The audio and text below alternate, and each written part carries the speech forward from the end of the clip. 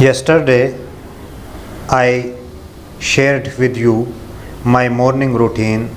Today, I am sharing with you my afternoon routine.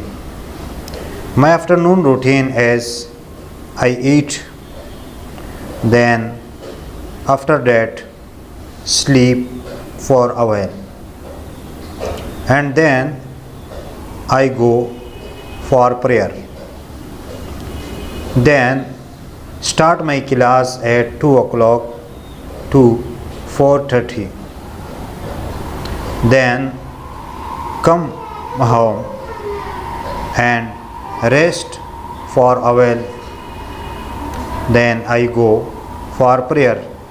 This is my afternoon routine I was sharing with you, and you share with me your afternoon routine in English.